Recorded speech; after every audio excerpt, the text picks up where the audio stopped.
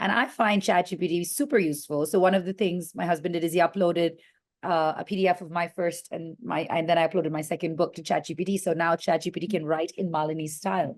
So very often, if I'm rushing to write a caption for Instagram, I can just, feed in the information and then say, write it in Malini style, and it'll help sort of craft it with, say like little things where normally you would have to use 10 different apps to say, find the right hashtags, find the right emojis. It can do that for you.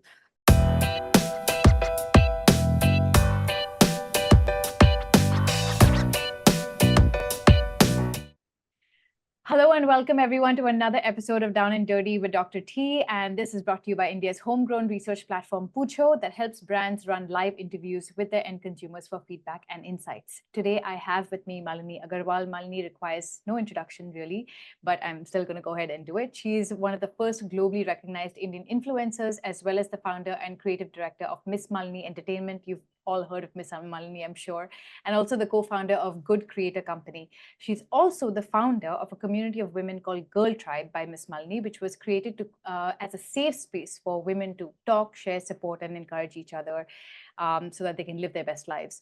Miss Malini Entertainment's goal has been to become a media brand that connects influencers and consumers, while the Good Creator Company, which is India's largest and most comprehensive creator ecosystem, was founded following an acquisition by the Good Glam Group and the desire to create the ultimate universe for content creators. Basically, guys, who we have here is a guru of content creation before content creator was a thing or a term that was created. And I'm so excited to have you on the show, Malini. Oh, thank you for that introduction, Taapsi. Excited to be here too.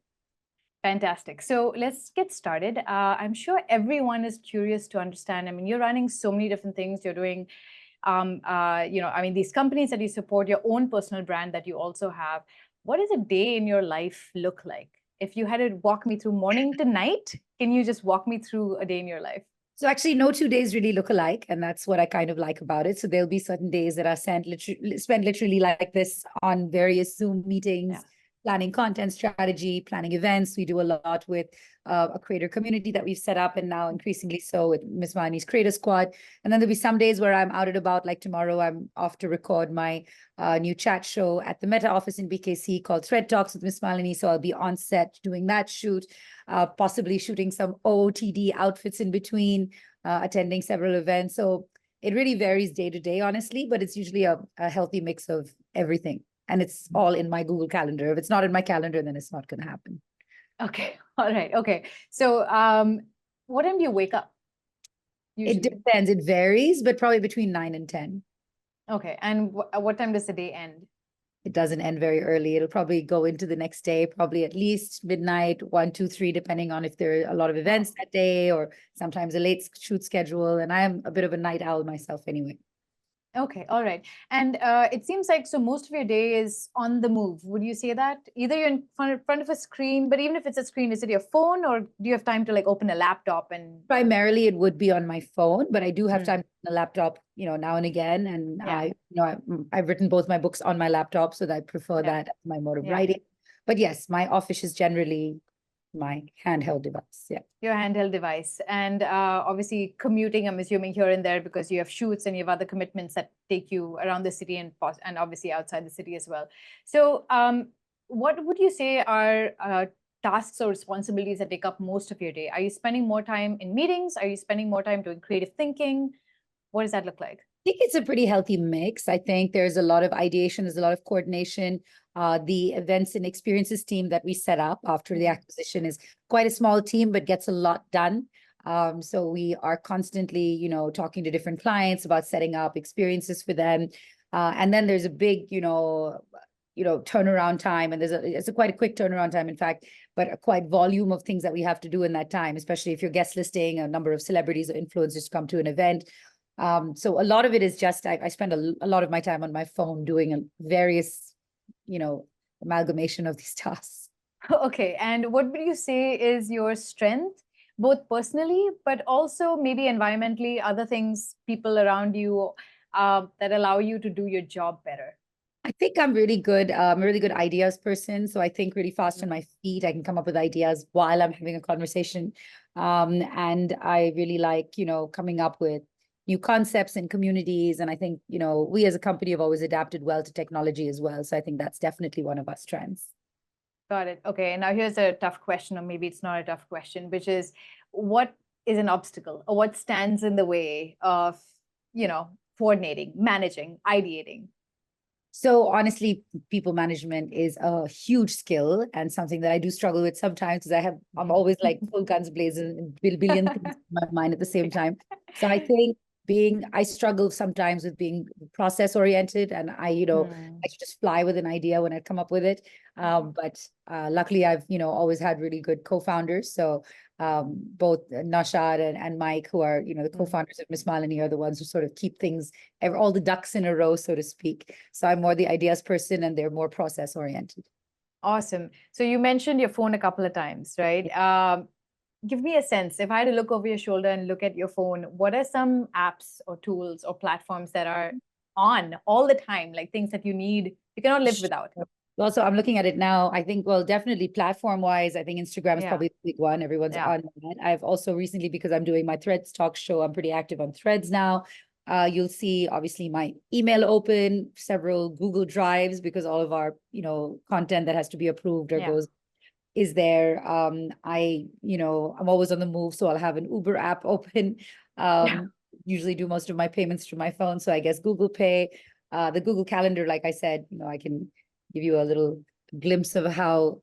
Oh my God, your calendar is booked. I think my calendar is. Wow. And then, of course, a lot of, different tools that I find useful. So I use ChatGPT quite a bit, which I find very useful for the teams, just putting down meeting notes and figuring out what's next steps on some things. That's really good, especially with the OpenAI. The technology has become really great. Aside from that, let me see, what else do I have? Then all the other social media platforms, so Facebook, X, LinkedIn, basic instant messaging, and then different tools that we use for Instagram, whether it's, there's a repost app, or there's various tools that I use for, editing stuff on the fly. So PhotoGrid, Canva, so lots of different tools like that. If out of this entire litany of apps and tools that you've listed over here, name your top three. Like you wake up in the morning, it has to be there. Has to be, Instagram, for sure. I've recently acquired this Ultrahuman ring, so I'm always looking at my rise sleep to see how much sleep debt I have. And then I guess ChatGPT. Okay, excellent. So what do we want to talk about today?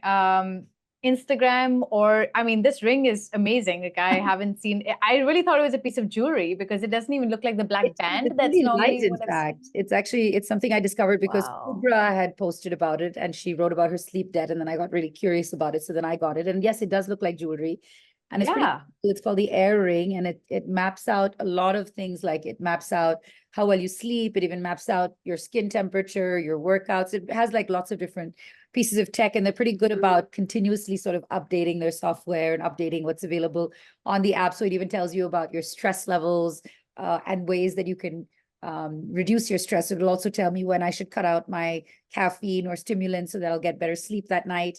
And I've also synced it thanks to my husband, who's actually really good at finding all these apps. There's another app called Rise Sleep that also tells me how many hours of sleep debt I have. And I generally have quite a few, and it tells me how I can make it up, and it'll even detect a nap. And so it's been quite useful in trying to get me back on track, because sleep is the most important sort of healer and, regenerator of everything from your cells to your, for your brain cells, and just how you cognitively function. So cool.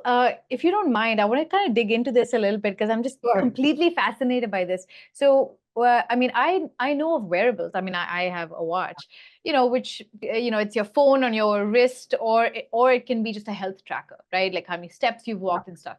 But in this short conversation that we've had about your ring, it's about sleep. So tell me a little bit about that. Like, why is sleep so important? We all know it's good. We all know 8 hours is what the research says we need. But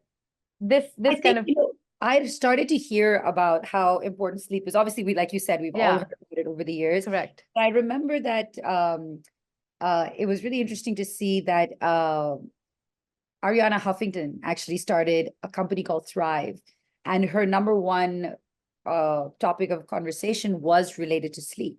And she even she's written a book about sleep and how important it is. And I think that if I were just to, I'll open this app up and show you. So on the Ultrahuman app, it'll kind of tell me everything. Like it'll tell me like my movement sensors. It'll tell me how much stress I have. It'll tell me my dynamic recovery score of the day. So how much movement or how much sleep and how much breath work I need.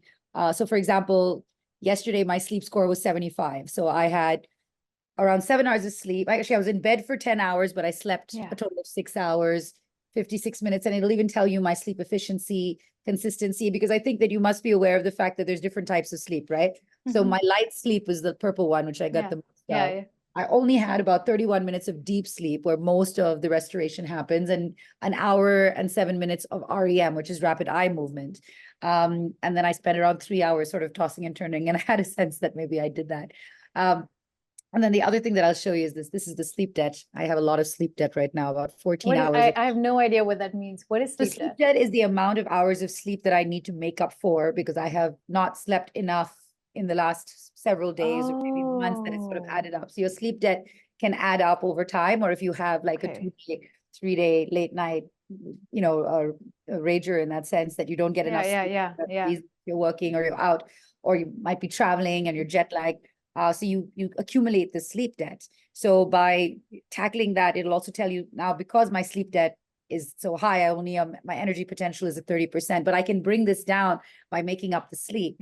And it'll actually be really interesting because it'll even tell me, when my energy levels will dip. So it'll tell me that, this line will tell me when my energy is going to dip, at what time I'll have more energy, when my melatonin window is going to be between 1 and 2 a.m. is where I'm most likely to get into a good sleep state. So I'm obviously by no means the expert in this, but I find it all very interesting. And I do see a big difference in how I feel when I get enough sleep. And that's just a basic, but I think it's also given me these little cues, right? Where normally I might have a cup of coffee beyond my window where I should have a stimulant, or it'll tell me, have something that'll give you a little kickstart, whether it's a green tea or something that'll help you, perform better. And what's interesting, what I learned about stress that I didn't know is that not all stress is bad. Some stimulation is because it makes you a little more effective. But obviously there's a big difference between negative stress and positive stress. So, I mean, it's the first time I've worn a wearable, and I thought that it's quite cool because it's so light and easy, and it's easy to charge, charge for a couple of days. I've been recommending it to so many of my friends that they've picked it up too. So, and they actually, their whole messaging is that you are now a cyborg because your heart tech. There are obviously very different wearables, and you have to find the ones that suit you. And I think all of these things are still obviously a work in progress and understanding. So I by no means can say that this is, the ultimate guide for measuring your sleep. You can, there's so many things. You have the smart watches. People can detect your sleep for how often your phone is, not moving on your nightstand. But it's one of those things that's kind of made me a little more mindful. So it's definitely been a new addition to my technology. Wow. So I'm just going to dig into this because I have like 1,000 questions in my head just about this. Sure. The question that I have is, so I know you said Kubra mentioned it in a post and then you kind of considered it. Had you considered, you said this is your first wearable, so why this? No, I mean, the thing is, I might say, it's my first smart wearable. I was just curious for one. I've always liked the idea. I think for a while I may have had a Fitbit to track steps. I've always felt that just monitoring, all of these things on your phone is probably not 100% accurate, because what if your phone dies for that period of time or you put it down? So I like the idea of a wearable. I thought it was cool. And so that's kind of what made me try it out. And when I read about it and I saw some YouTube videos, it seemed like at least what it offers sounded pretty, groundbreaking. And there's quite a few comparatives about the different kinds of smart rings on the market. And this is supposed to be the smallest smart wearable. I'm sure new things will keep coming up. But that's what made me try it. And I mean, so far I'm pretty happy with it. When was this? I think maybe a couple of weeks ago. It must be a month by now. They do say it takes about 15 days to calibrate all the information on it. Wow. And you're already a fan. I mean, if it's taking just 15, 20 days and you're talking about it, so you clearly like it. I also like new gadgets and things. So I feel like whenever I buy something new, I do get excited about it. But I would encourage everyone to do their own research as well. Yeah, of course. No, and this is not a show where we're making recommendations. This is about your world and what matters to you. So, does it stress you out, like when you see some of the stats and like, oh shit, like my debt's I gone don't think up, it or stresses me I out. It haven't. does make me more aware, where normally I would have stayed up and watched that one more episode of a show. Like right now, I'm watching Dark Matter on Apple, which I love. I now think that, okay, well, if I go to sleep or I take a nap, I'll make up some sleep debt. So it's actually, had sort of a positive impact on me in that sense. Wow, it has actually changed behavior. I mean, Yeah. it's made you not binge watch that one extra show. Yeah. I mean, yeah, definitely. It's definitely changed behavior. It's made me a bit more mindful. And I think it's Yeah. just one of those things that it's now one of the apps that I wake up and I open the first thing in the morning to see how many hours of sleep did I get, where normally I maybe wouldn't have thought about that. Right. Amazing. Well, thanks for sharing that. So, you said one of the other things, one of the other apps that you have open is ChatGPT that has kind of come in um, and changed something. What has it changed? I think it's just changed efficiency. And, I think there's a Mm, lot of debate and conversation about ChatGPT. And in fact, my husband, Nashad, and another friend of his are mm, doing some interesting sort of free starter classes. And if somebody DMs me on Malini Agarwal, I can send you a link mm, to these classes that they're holding to sort of give people a 101, just a basic introduction to the idea of ChatGPT, mm. because it's so intimidating when people hear about it. Yeah. Everyone's afraid that artificial intelligence is going to take your jobs. The other thing you keep hearing is that no, artificial intelligence won't take your jobs. People who know how to use it will take your job. I genuinely feel, especially in our line of work, where we have to come up with so many lists, so many ideas, we have so many meetings, and so many things are sort of random thoughts very often in a conversation. How do you keep things structured, and how do you even list things out in a cohesive way? And I find ChatGPT super useful. So one of the things my husband did is he uploaded a PDF of my first and then I uploaded my second book to ChatGPT. So now ChatGPT can write in Malini's style. So very often, if I'm rushing to write a Mm, caption for Instagram, I can just feed in the information and then say write it in Malini style, and it'll help sort of craft it with say like little things where normally you would have to use 10 different apps to say find the right yeah. hashtags, find the right emojis. It can do that for you. It's also really interesting because, and I like this example my husband always quotes, is that it's like having baby Einstein in your basement. Is the expert on literally everything and anything. Right.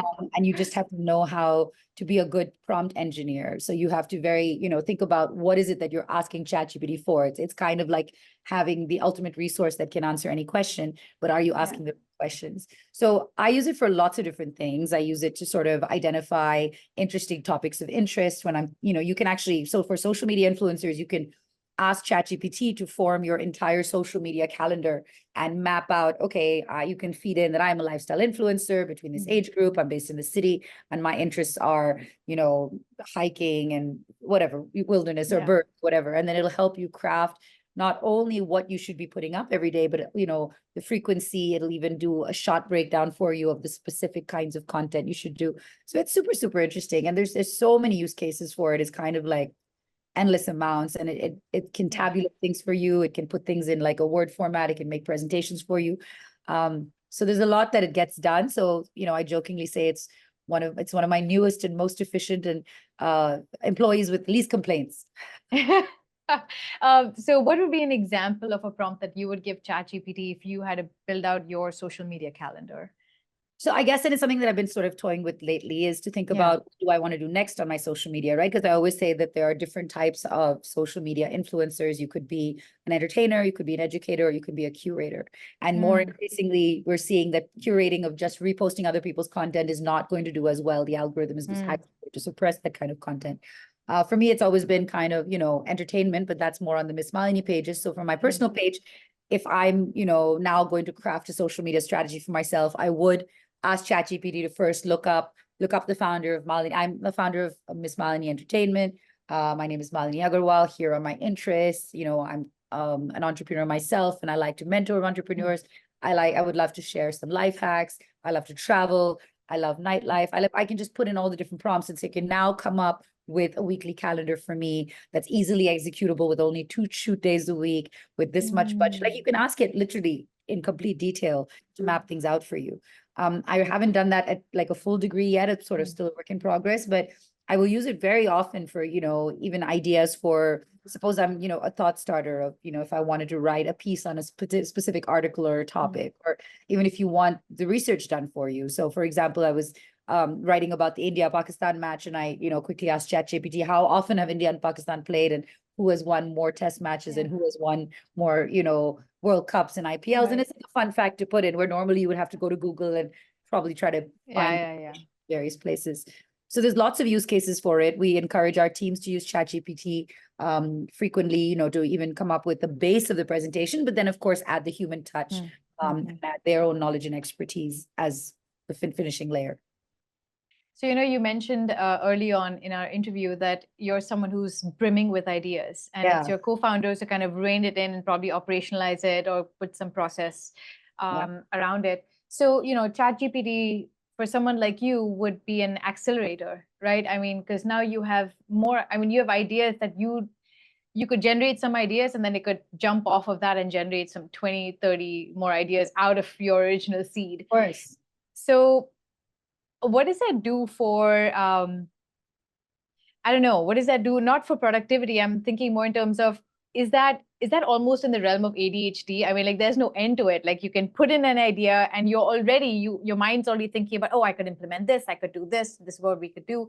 I can imagine what's in your head. You have to pick and choose, right? I mean, you can use any, and we have seen this historically, you can use any technology to its worst or best end. That is really how you use it, right? Like they say, guns don't kill people, people with guns kill people, right? So it's literally that. So I think it's literally a matter of, what I like is, I actually kind of use it as an interesting check to see if I'm on the right track.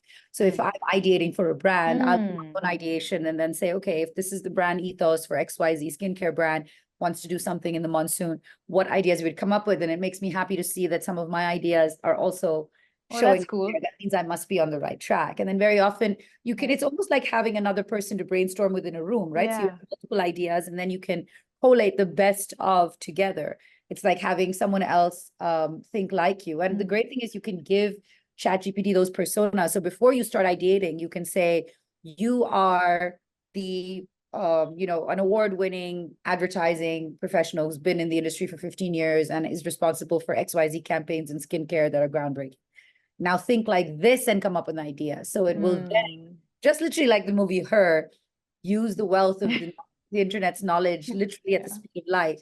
And within, seconds, not even minutes, come up and start populating the answers for that. I think the answer is to not be intimidated by it, not to be overwhelmed by it. It's something I've talked about a lot in my second book called Under the Influence. I talked about the Dunbar theory, which is that human beings are cognitively able to have 150 meaningful relationships and only recognize 1,500 faces. But just like I gave reference to the movie Her, artificial intelligence has no such boundaries or limitations. So we will at some point start feeling like, oh my gosh, machine learning and artificial intelligence is going so fast beyond our abilities that is it scary? And then we watch Terminator too many times. So then we but it doesn't really have to end up like that. Right. Okay, so let's talk about screen time a little bit, because now you have ChatGPT, and you're actually, maybe a question before that is, what version of ChatGPT do you have? Do you have it as an app? Do you use it on your laptop? So I use it on both my phone and my laptop. It's they released 4.0. Okay, you have the 4.0. Yes. And I think that what's interesting for me is I tend to use it a lot more on my phone. But then, it kind of depends what device I'm on. What is your question on screen time? And are you, yes, so coming to that, are you speaking to it, or are you typing more, like how you, it, him, her, whatever persona you've given it? Yeah, I'm doing a little bit of both. So I will, sorry, I'm just realized my laptop's about to die. So I do a little bit of both. I do prefer to type because I think better when I'm typing. But I think the number one tip, and I took this away again from, Nashad and Tanmay's Sailfish class on this, is the biggest mistake people make is that they put in a prompt and then they ask ChatGPT for a report or a list, and then they never read the output, and then they just submit that straight ahead. And you have to understand that there are times where ChatGPT will get it wrong or pick up older information. Like for case in point, when I was looking up information about the cricket match, it was giving me some really wonky results about how Virat Kohli had the highest, partnership from this match, which is just not true.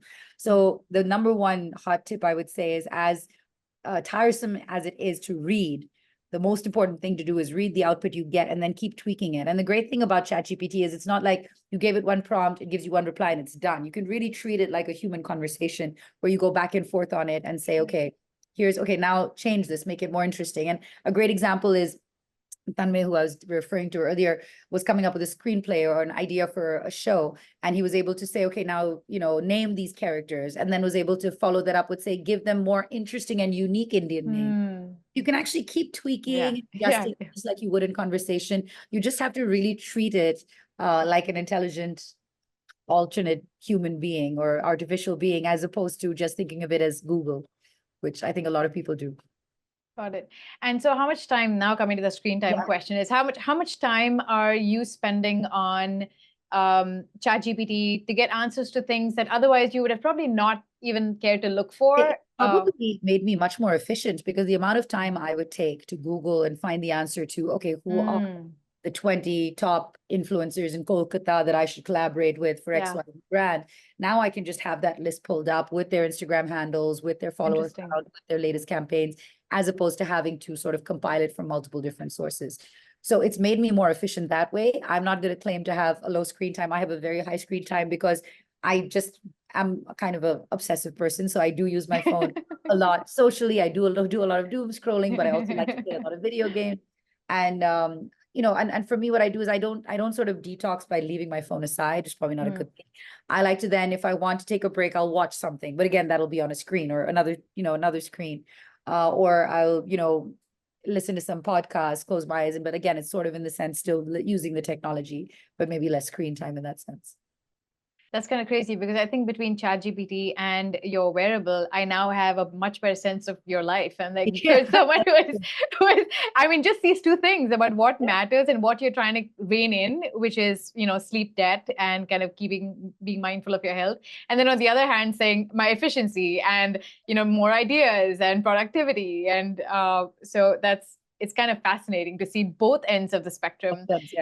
And ChatGPT, did you jump on the bandwagon with everybody else, or was this a new incorporation into the brand? Like, how old or new has it been in your business process? I was always really curious about it, but again, I have to give full props to Tanmay Bawlegar, who's the founder of a company called Number.ai. They do a lot of short format video. He's actually a jack of all. He's a serial entrepreneur. So he has a company called Wow Stops, Paper on a Boat, like lots of Puppet on a Boat, lots of different things. And I think the newest endeavor, him and my co-founder and husband Nashad, are doing something which is really interesting, in sort of training people up in how to use ChatGPT and the basics of it. Yeah. So I have to give Tanmay full credit for introducing me to the wonders of ChatGPT. I'm sure I would have gotten into it on my own eventually, but I too was one of those people who was a little scared of it, a little bit wary of it. And I remember, it reminds me of years ago, maybe almost 20 years ago, when I was working in this company called mtvindia.com.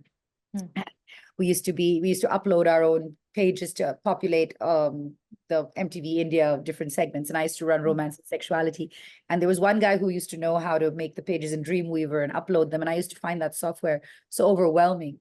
But then when I learned how to use it, it was just a matter of just dropping a file into It's one of those things that, it's just a mental block. So I really encourage people who might have had that mental block. It's actually going to make your life easier. And it's in so many different ways. Like, for example, my husband loves to cook. So he actually uses ChatGPT to help him figure out interesting recipes, where if he says, and he'll say that, oh, I don't have this ingredient, replace it with something else that's easier to use, or most likely it's already in my kitchen, it'll do that too. So the use cases are, endless, really. Yeah.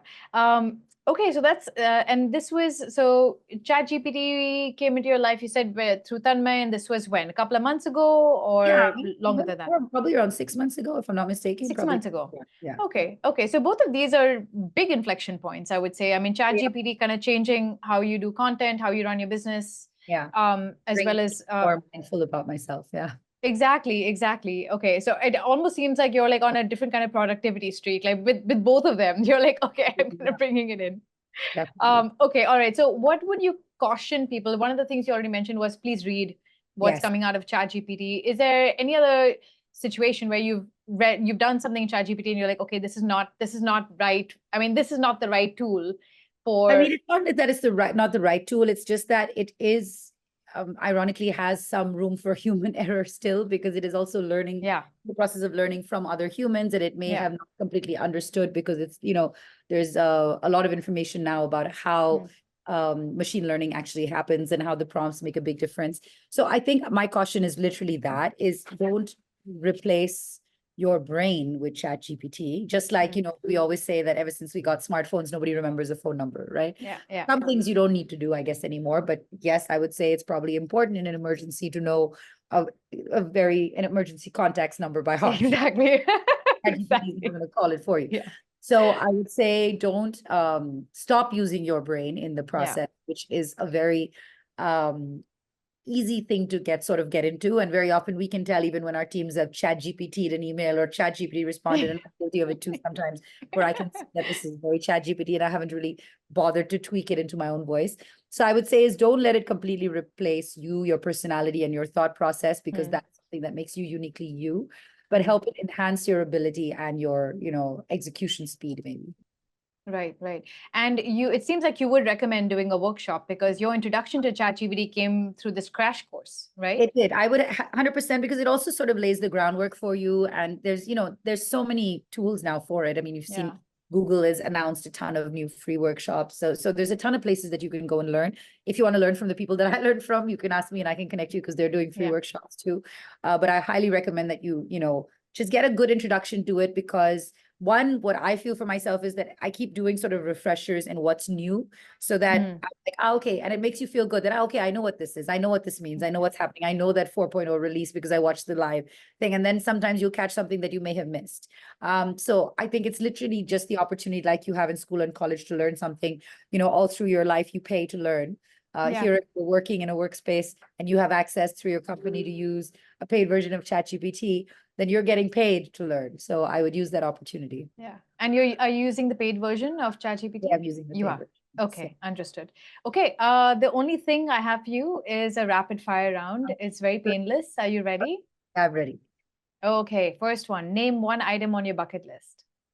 One item on my bucket list, man, there's just so many more. I think my one item on my bucket list is to live in a tiny house one day on like a beachfront in Phuket. Wow. Okay. All right. This is a redundant question. Which social media platform are you most active on? But maybe if I forced you to pick one out of everything, it would be Instagram. I think that's Instagram. Right. What comes to mind when I say happiness? I think it's being present. I think happiness is being present. I always used to think happiness is having something to look forward to, but now I think it's being present. Okay. And do you own a vehicle? I do not own a vehicle at this moment. No. Okay. All right. Well, that was, sorry? I Uber everywhere. Yeah, great. So do we. It solves parking issues and all other problems of the city that's under construction forever. Exactly. So yeah, Malini, this was amazing. Thank you so much. I really appreciate your time. My pleasure. Okay. Bye. Bye.